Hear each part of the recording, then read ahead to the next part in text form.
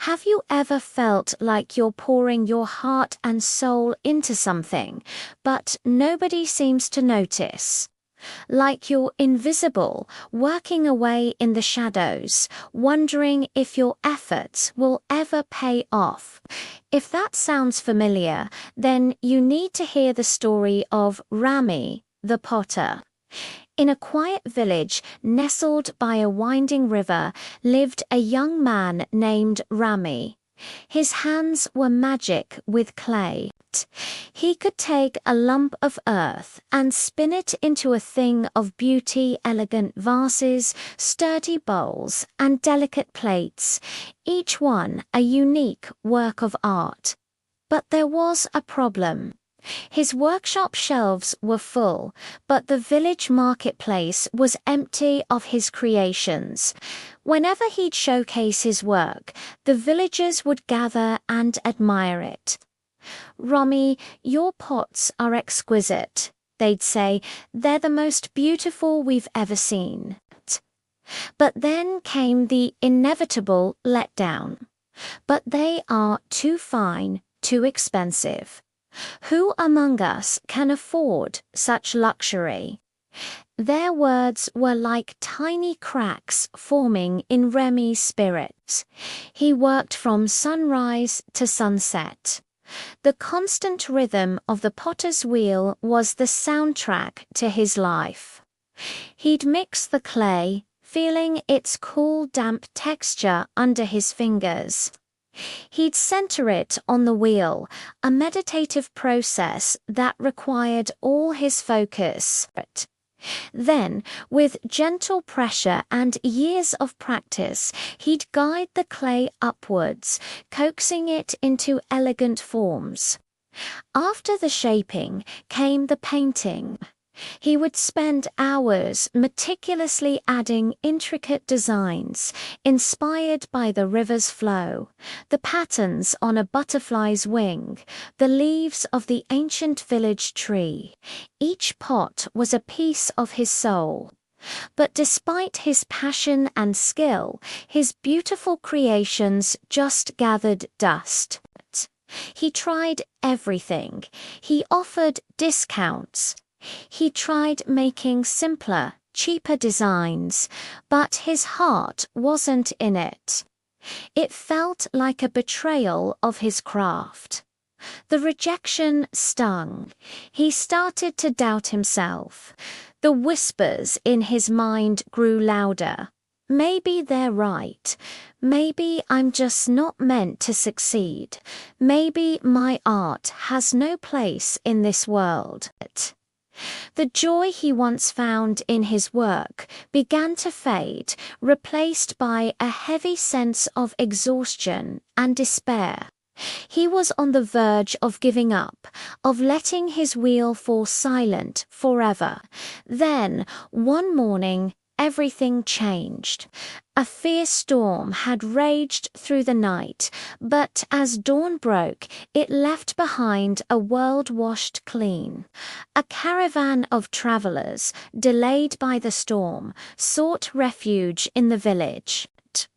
Among them was a man who stood out from the rest.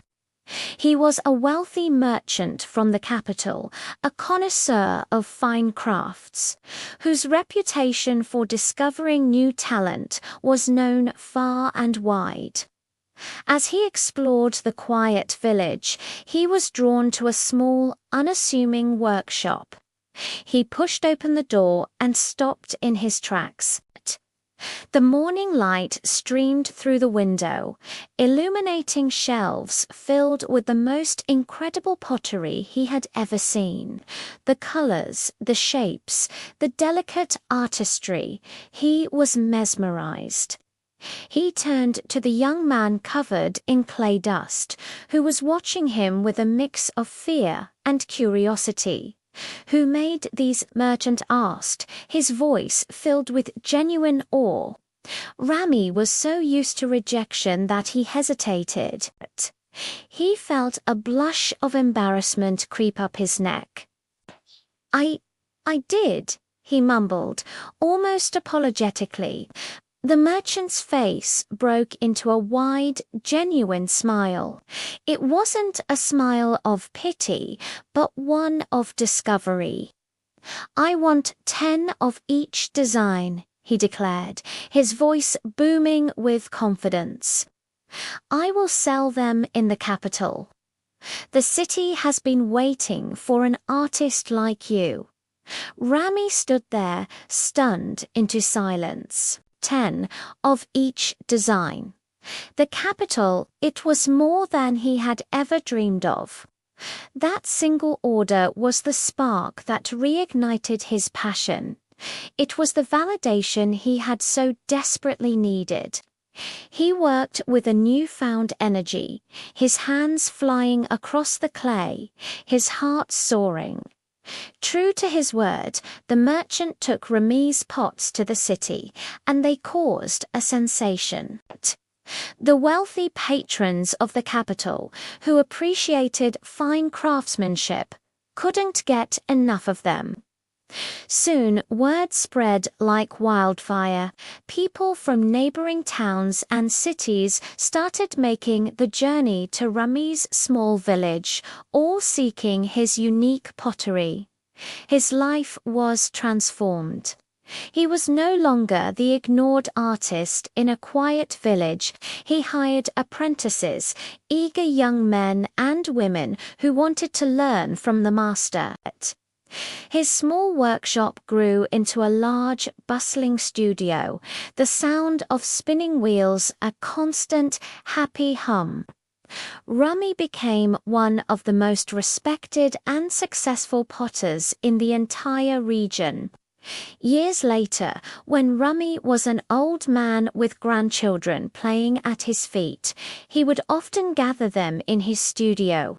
He'd pick up a piece of clay and, as he worked it with his wrinkled but still skillful hands, he would tell them his story. "I came so close to giving up," he would say, his voice soft with memory. "So many times I thought my work was pointless, that no one cared. But if I had quit, if I had let my wheel stop spinning just one day sooner, I would have never met the traveler who changed everything." So, what can we learn from Rami's story? It's a powerful reminder that persistence is everything. Success doesn't always arrive on our schedule. It often shows up when we least expect it, after we've faced our darkest moments of doubt. Rami's talent was always there, but it wasn't enough on its own. It was his patience, his quiet dedication, his refusal to completely give up that truly mattered. He kept working, even when it felt pointless. And because he kept working, he was ready when his opportunity finally arrived. If his workshop had been empty and his wheel covered in cobwebs when the merchant walked in, the story would have had a very different ending. This story isn't just about pottery, it's about you. It's about that project you're working on, that skill you're trying to master, that dream you're chasing. Never give up just because the world hasn't noticed you yet. Your big break, your merchant, could be just around the corner. That one chance encounter, that one email, that one person who sees your value can change your entire life. But you have to be ready. You have to keep honing your craft, keep believing in your work, and keep showing up day after day. So, keep spinning your wheel, keep painting your pots, keep writing your book, keep coding your app. Your moment is coming. You just have to be there to meet it. Thanks for watching. If this story resonated with you, hit that like button and subscribe for more inspiration. See you in the next video.